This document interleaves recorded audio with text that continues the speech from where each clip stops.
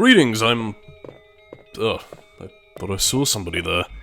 Whoa, it's a bit of survival horror in my real life, but greetings, I'm Solidus-Skully, and welcome back to Resident Evil... the commentary. The movie! Except not the movie. Or the other movie that came out rather recently and I still haven't seen yet. If you're wondering what I'm talking about, it's Welcome to Raccoon City, that I haven't seen, nor the TV series that's bad, because it sucks and has nothing to do with the games, but that has nothing to do with anything because it was... whatever. It's nothing, really. Anyway, this is V-Jolt. It sounds like an energy drink, but in fact it's, well, pretty much the anti-serum to... anti-serum? Is that even a thing? Anti-venom? Whatever, it's pretty much the thing that makes plants go die, so, yeah. Think, that one episode of Doctor Who, Planet of the Giants. They were working on V-Jolt, but, unfortunately the doctor blew up the lab. It's probably the oldest reference I'm gonna be making today. But yes, there is a book missing. And we have an empty book to put in the wall. Yes, indeed. To the Batcave, old chum. And, yeah, go through that door and, you might be privy to a specific scenario. Keyword being, I think, because I'm not too sure about the, specific, qualifications for it. But, you know what, I'll get to that when we get to the boss fight itself. But, yeah, the boss is right through that door. I think I might need a key, but... no, no. No, I think we're all good at this point. Because, I mean, the front entrance to that area is pretty much blocked, so, yeah. We got some puzzle solving to do. This door code, you can literally figure out just by finagling with it, so, in the meantime, while we finagle around and not really bother to learn the proper etiquette, I mean, if you want to learn the code, you pretty much go down to the rec room and, look at pool cues and balls. God, I'm immature. But yeah, in the meantime, let's talk about character trivia.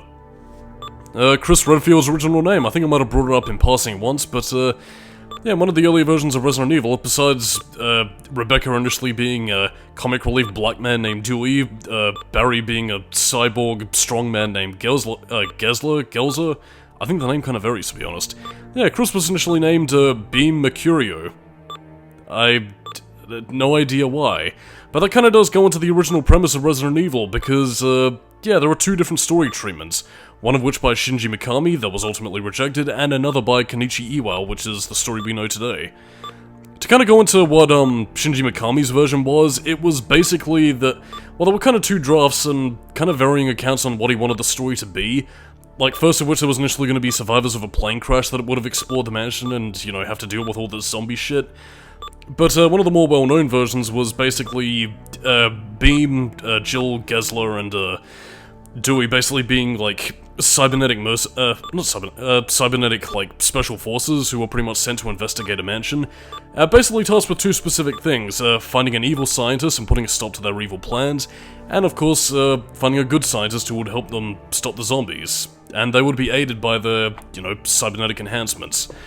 Which I suppose probably would have played into gameplay facets, you know, like a, you know, Jill being cute and perky and having a Master of Unlocking ability.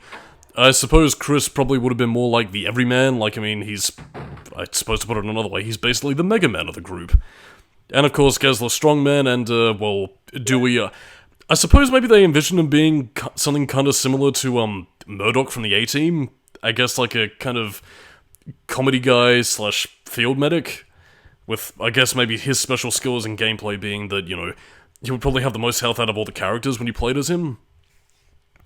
But again, I'm not really too sure what it was. I think it was that the Capcom executives wanted basically more of a story treatment out of Mikami, because, again, stories back then weren't really that expansive, and Mikami basically thought that, well, stories were basically more meant for RPGs, so, yeah, he had very little to go by. I think a lot of his story drafts did tend to vary from piece to piece based on what his flights of fancy were. And ostensibly, aside from another one of the Capcom executives finding it a little bit too close to Mega Man in terms of structure, yeah, basically they gave the story writing duties to Kenichi Iwao, who arguably is the godfather of Resident Evil as we know it today, because without him, the mad scientist character would have turned into, well, a familiar face that we all know and love. And, well, yeah, he invented a lot of the terminology. T-Virus, Tyrant, Umbrella Corporation. having more of a grounded focus on, STARS being a police force, the whole horror aspect, taking more center stage over some of the more actionized elements that Mikami wanted to implement into the game. And, yeah, I mean, like, for what it's worth, I think Kenichi Iwao did a pretty good job with the first game's story. Like, I mean, it's relatively basic by today's standards, but, I mean, for 1996, and it serves its purpose pretty well, and honestly, I think the guy deserves a little bit more credit for inventing a lot of this stuff than he did, because, I mean, Resident Evil could have turned out to be a very different game if Mikami had his way. And I mean, I suppose it kind of goes to show that Mikami himself isn't really much of a writer. Like, I mean, I think in terms of writing credits, the only ones he really has to his name is Resident Evil 4 and I think a little bit of writing credits on Killer 7, although I think that was mostly Suda51 doing the heavy lifting there. So really, it's kind of bizarre. Well, then again, I suppose, just kind of shows what the sensibilities were, because when being handed the project, Shinji Mikami wasn't really a horror guy. Like, I mean, he considers himself a bit of a scaredy cat, but part of the reason why, I think it was one of his superiors, actually, was and I might be getting his name on it, but it might be like a Takujo Fujiwara. He said that because he's somebody who gets scared easily, he would know what would scare general audiences, which, I mean, I guess makes sense, but, Resident Evil 4 was more actiony and basically a Saturday morning cartoon, so who knows, really. Anyway, I've done enough beating around the bush. This is the V-Job puzzle. Basically, it's chemistry that requires you to do math. Dun dun dun. But yeah, you basically gotta mix certain chemicals. If you get the chemical formulas wrong, then, well, the solutions will dissipate, you gotta start all over again. And basically, keep some item spaces open so that you can pretty much sort the chemicals into specific ones. Again, it's not quite as big of a think tank as you might think, so again, you don't really need to stress if you're not that good with numbers. Just finagle around with the ones that work and just keep at it for a little bit. It might take a little while to get your head around it, but you should be pretty good. Although, unfortunately, in Chris's scenario, this is something that you can't quite attempt on your own, because, unfortunately, Chris is useless with chemicals. I guess maybe he sucked at science. There were many days when, Chris was found woozy in the science lab and Claire had to drag him home from school because, well, he was a bit loopy. I guess they got to the root of the problem. That being said, though, I am kinda curious, actually, because I think on Jill's scenario there is a way to actually skip the whole Plant 42 fight thing, but I'm not too sure what the stipulations are, because, I mean, I suppose I might as well jump the gun since you're not really going to be seeing it. Basically, if you went to the boss arena, I think, before you intend to, and before you weaken Plant 42 with the V-Jolt, yeah, basically what'll happen is that Barry Burton will burst into the room with a flamethrower in tow and, torch its ass up and pretty much... Well, I can't remember if he wins the boss fight for you, or if, Jill, teams up with him to take it down, but... Yeah, I'm not too sure how to get that. Might be worth another playthrough to see if I can do it, but I mean, the way I've pretty much always done this is do the V-Jolt thing and then, kill Plant 42, which I think might be easier in the long run, because I think, if you don't do that, it's more powerful otherwise. Chris doesn't really get that luxury, because he pretty much has to rely on Rebecca getting the chemical formula, weakening Plant 42, and then, Chris has to take on the whole thing himself. I don't know, I mean, it is nice that it does include Rebecca in some way, but, yeah. Hello there, sharks. Still flopping up and down, making craters in the ground. Creepy music is gone. By the way, I would just like to... Well, you're not going to be seeing it just yet, but, yeah. To talk about the Sega Saturn's graphical capabilities for a second, I don't know if this does this in the original PlayStation version, or if the color usage has just made it a little bit more obvious, but, look at Plant 42 here as you use the V-Jolt. See, look, its roots... Oh, okay, once we see it in action. See, look, its roots are gradually weakening and changing in color. I'm trying to rack my brains. Did it do that in the PS1 version? Because I don't remember it being as obvious. But anyway, yeah, that's Plant 42 done and dusted. It is now weak! Creepy music. Anyway, now to the long commute back. I did actually kind of scale down a bit of the item management, because I figured you didn't really need to see just going down hallways, going back, getting ready for the boss fight, because should be painfully obvious by now, and, well, yeah.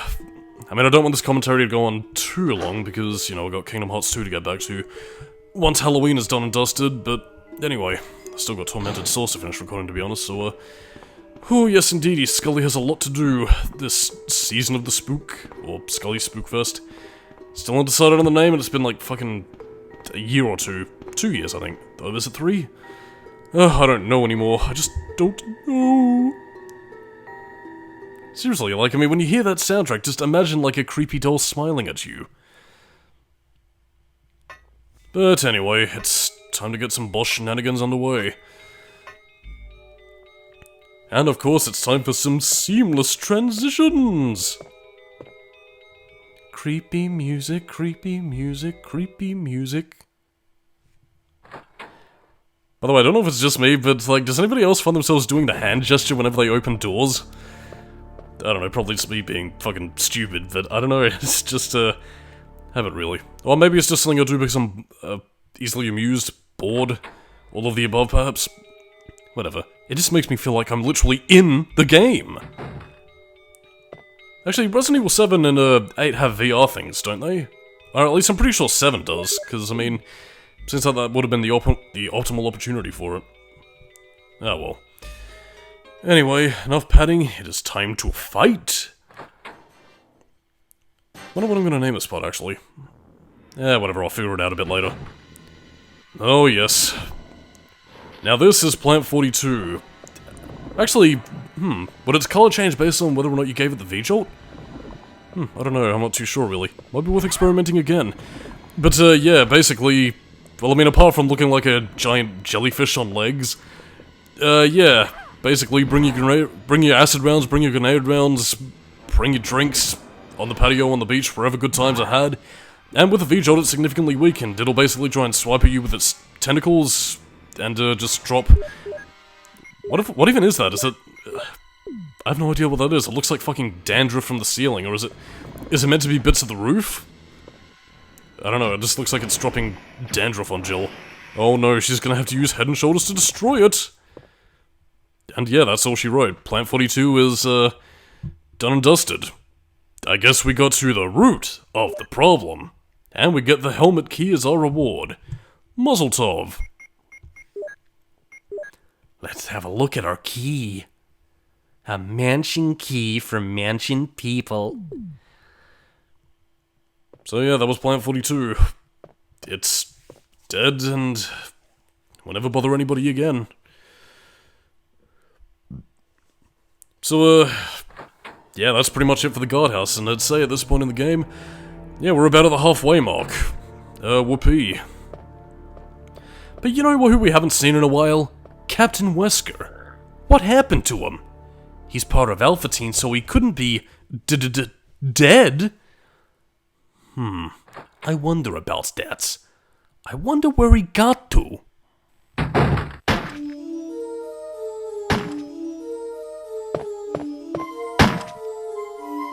Wesker!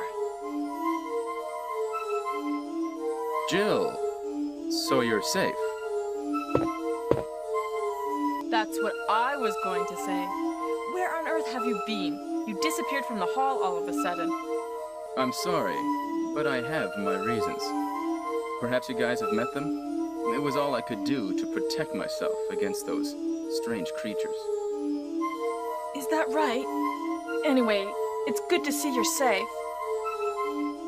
Jill, our first priority is to get out of here. Yes, you're right.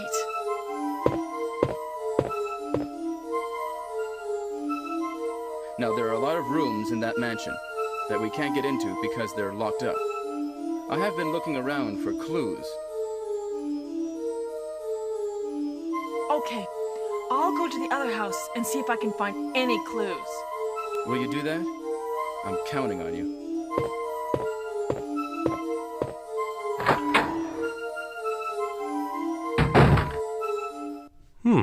Well, that went well. Yes! Squish, squish. Also, I don't think do we see those enemies in the game? I know they're meant to be the bees, but they look much larger than when we faced against them. Oh, well, that Captain Wesker, what a trustworthy fellow and ally of us. Yeah, he seems to have a reasonable explanation for his disappearance. Not like that Barry, coincidentally showing up when he ain't supposed does. I don't like it. I think someone is a traitor.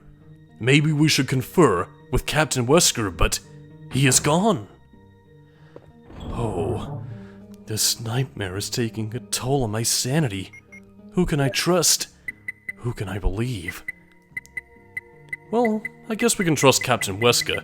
He seems like an honest guy. Little on the fruity side. Sunglasses at night? Huh? And that blonde hair. Bleach blonde. Who does he think he is? A member of the Beach Boys? But yeah, we're pretty much done with the guardhouse. Nothing left to see here, so as Captain Wesker had told us, we need to check out the mansion one more time. Not just to secure our escape exit, but, well, there's a few rooms that were locked with a helmet key, so it's pretty much our one last spelunking around the mansion, and, seeing if we can make some headway on our escape route. I mean, honestly, I think Stars would have enough evidence to put the Umbrella Corporation away for goods, but, that all depends on whether or not the company is willing to play ball. But anyway, now that we're outside again, let's check the radio. This is Brad. I know you can't answer me, but somehow, give me a sign. This is Jill. Brad? Oh, it's broken. Damn it, Brad! You gotta fix your radio!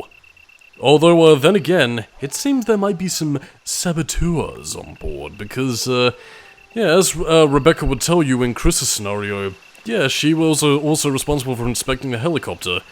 I guess maybe it might have been like some routine chores that the teams would have had to have dealt with. But, yeah, it seems somebody was tampering with it. I wonder about that. That makes me wonder if Rebecca is a traitor.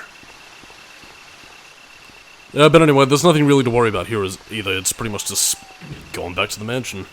Nothing sinister at all. And now to pad up for time for the last bit. Well, I mean, we're pretty much at the end of the stretch anyway, so I could just talk about whatever I wanted. And nobody can stop me.